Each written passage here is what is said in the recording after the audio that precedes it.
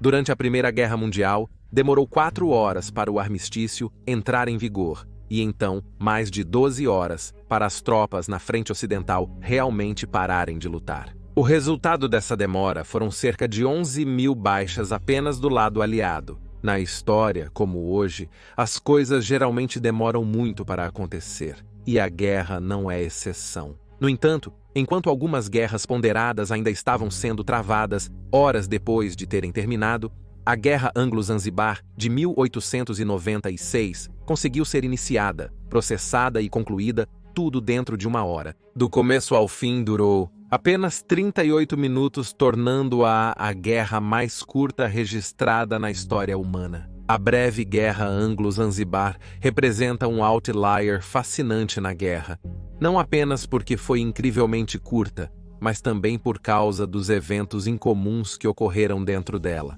Durante esses 38 minutos, a intriga e a traição familiar encontraram a força intransigente da Grã-Bretanha vitoriana. O resultado foi um inesperado bombardeio de artilharia costeira a queima-roupa de proporções incríveis. Esta é a história da Guerra Anglo-Zanzibar.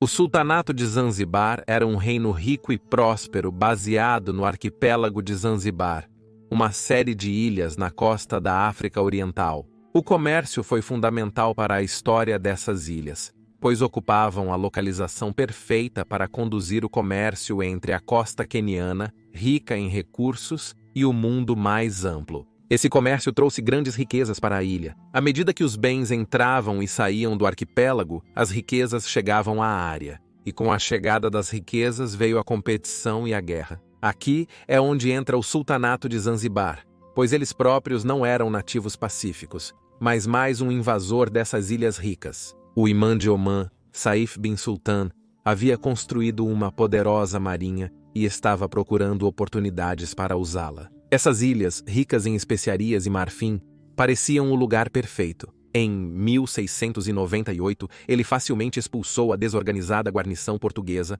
forjou um novo reino, apoderou-se das terras nas ilhas e as redistribuiu entre os omanenses. O Sultanato de Zanzibar nasceu. Com a dominação completa da região, o novo soberano começou a tratar dos negócios de todos os novos governantes estabelecidos. Ganhar dinheiro. Aristocratas árabes estabeleceram uma economia de plantação em larga escala, usando o trabalho escravo para cultivar cravos, uma especiaria tão valiosa que valia mais do que seu peso em ouro na Europa. Em breve, centenas de daus estavam atracando em portos por toda a região a cada ano, vindos da Índia, Pérsia e Arábia, trazendo consigo ferro, tecido, açúcar e tâmaras, e partindo com ouro, marfim, casco de tartaruga, escravos e os preciosos cravos. O sultão e os aristocratas logo se tornaram imensamente ricos, inundando o tribunal omani com objetos preciosos e erguendo muitos edifícios grandiosos a partir de seus centros de poder, entre eles os magníficos palácios de Stone Town. Mas havia outro poder na região, um com o qual a história pode ser mais familiar: o Império Britânico. Baseada nas ilhas chuvosas do norte da Europa, a ilha da Grã-Bretanha ocupava uma localização privilegiada para o comércio, muito parecido com Zanzibar. Ela também prosperou com o comércio de escravos, mas, ao contrário de Zanzibar, a base da riqueza encontrada na Grã-Bretanha não era roupas ou qualquer mercadoria especialmente valiosa, mas comércio e carvão. Através de inovações em bancos e energia a vapor, os habitantes dessa pequena nação se descobriram fabulosamente ricos e aterrorizantemente poderosos. Eles também se encontraram na posição do maior império da história humana, e muitos na Grã-Bretanha sentiram que ainda poderia se beneficiar de ser ainda maior. Também aconteceu que a tomada de território na África se tornou a moda na década de 1880. As razões para isso são complexas, Mas os resultados foram diretos. A África passou de 10% controlada pelos europeus em 1881 para 90% em 1914. Essa corrida pela África, como ficou conhecida, viu uma série de guerras eclodirem em todo o continente à medida que as potências europeias se impunham aos governantes africanos. Foi algo sem precedentes na história. A Guerra Anglo-Zanzibar ocorreu no início desse processo. Tanto a Grã-Bretanha quanto a Alemanha estavam muito interessadas na região, cada uma buscando ser a primeira a hastear sua bandeira. Sendo os cavalheiros sensatos que tantas vezes se declararam, eles decidiram fazer um compromisso. A Alemanha ganhou controle estratégico sobre o Mar do Norte na Europa, e a Grã-Bretanha ganhou controle da costa leste africana. No entanto, nem o sultão de Zanzibar, nem qualquer um de seus representantes foram convidados a participar da reunião. Ele havia perdido seu reino por causa de alguma ilha fria no norte da Europa, que provavelmente nunca ouviu falar, e ninguém sequer se deu ao trabalho de contar a ele, não tão cavalheiros assim afinal. Com essa nova influência, a Grã-Bretanha começou a fazer o que faz de melhor, incomodando governantes estrangeiros. Fazendo um grande alarde, embora provavelmente necessário, sobre o comércio de escravos nas ilhas, cujo registro era horrível, a Grã-Bretanha exigiu mudanças. Quando isso não aconteceu, a Grã-Bretanha então declarou Zanzibar um protetorado de seu império e instalou seu próprio sultão fantoche para cuidar da região. Essa pessoa pareceria à parte, sentaria no trono do reino histórico, mas o verdadeiro poder seria detido pelos britânicos. Hamad bin Tuaini, que havia sido um apoiador dos britânicos na área, recebeu exatamente essa posição em 1893. Uma vida de luxo, se não de poder, era dele. Hamad governou por pouco mais de 3 anos, até que, em 25 de agosto de 1896, morreu subitamente em seu palácio. Embora a verdade nunca seja totalmente conhecida sobre as causas de sua morte, acredita-se amplamente que seu primo, Khalid bin Bargash, o envenenou. Essa suposição tem mais do que apenas um indício de boato. Dentro de algumas horas após a morte de Hamad, seu primo já havia se mudado para o palácio e se declarado sultão, dificilmente um mistério de assassinato. Pior,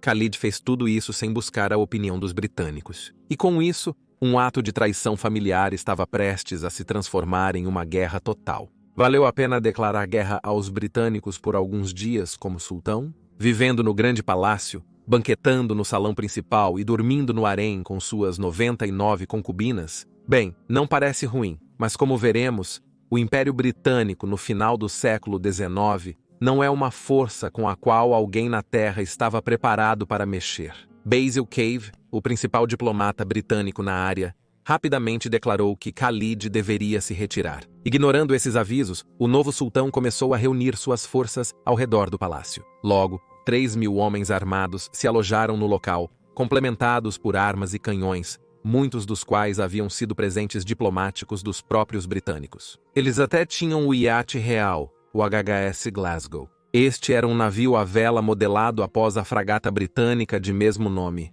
Embora desatualizado, ela carregava um arsenal significativo, nomeadamente 7 canhões de carregamento pela boca de 9 libras e uma metralhadora Gatling. O jovem sultão estava pronto e não estava prestes a ser mandado.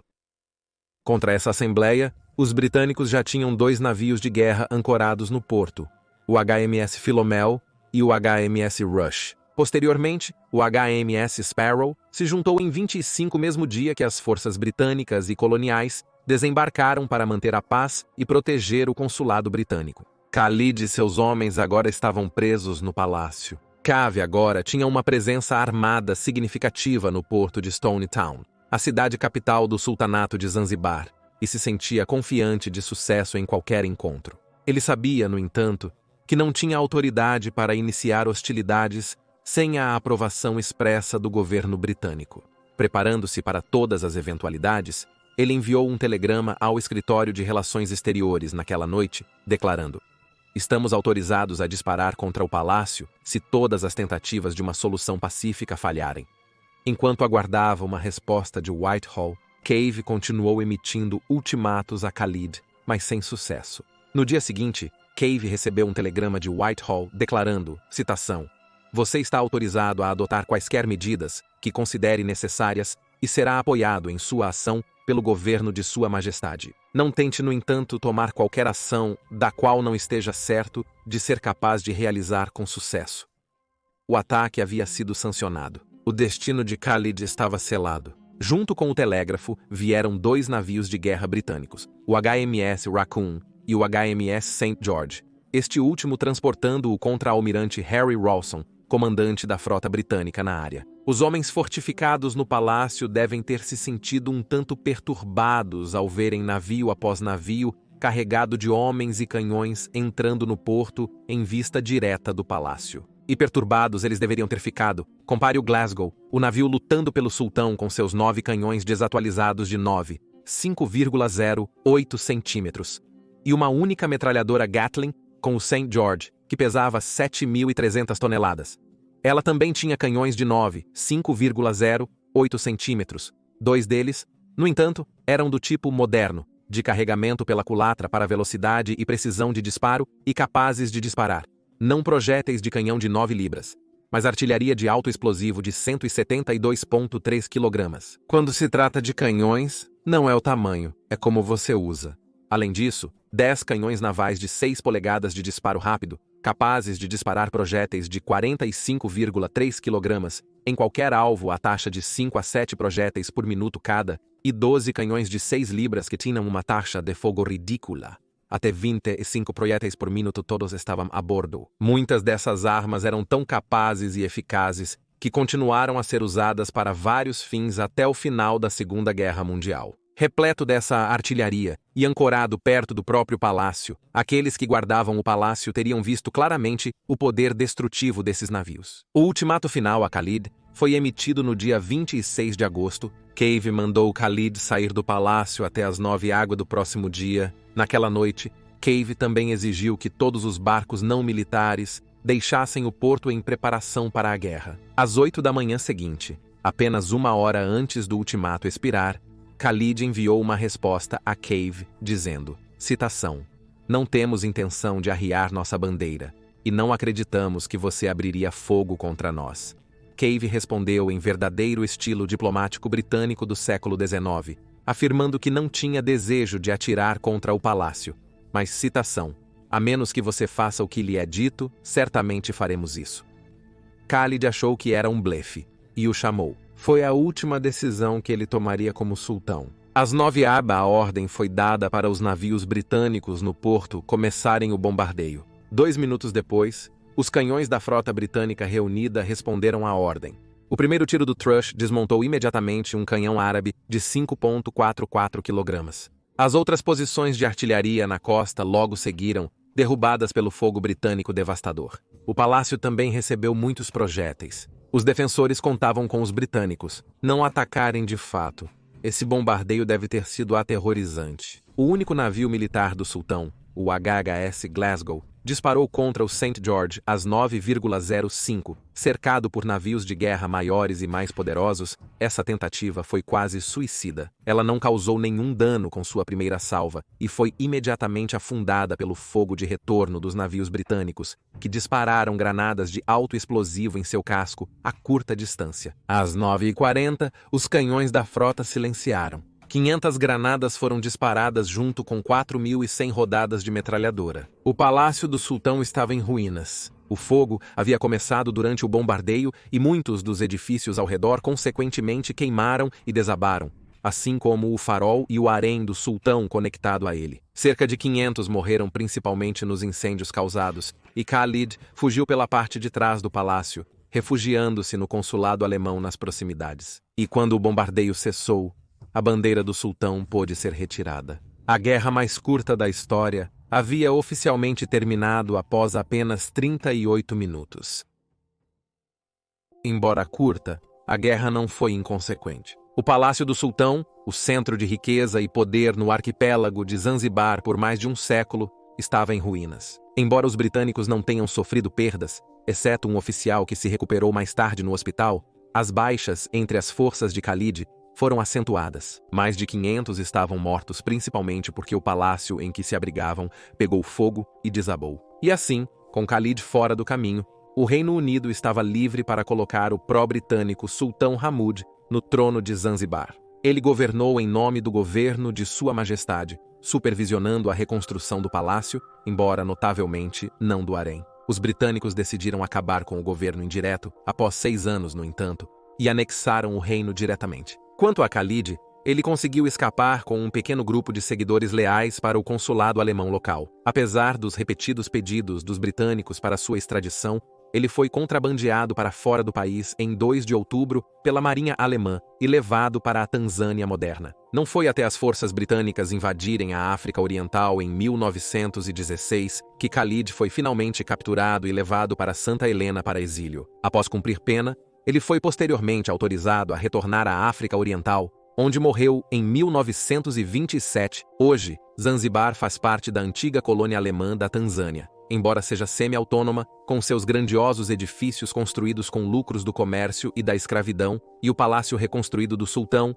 Stone Town, agora é um patrimônio mundial. O turismo representa uma grande parte da economia da ilha, com cerca de 600 mil visitantes chegando anualmente. A maioria desses, mais de 60%, são europeus, embora agora cheguem tirando fotos, não disparando conchas. Mesmo aqui, o sultanato que uma vez governou as ilhas e a curta guerra que o encerrou são frequentemente esquecidos. Mas a Guerra Anglo-Zanzibar, de 1896, a guerra mais curta da história, ainda representa um capítulo fascinante e bizarro na história da África e na história do Império na região. Uma traição familiar por poder, uma decisão imprudente de subestimar um imperialista vitoriano e um bombardeio massivo que destruiu um palácio. História mais estranha do que qualquer ficção.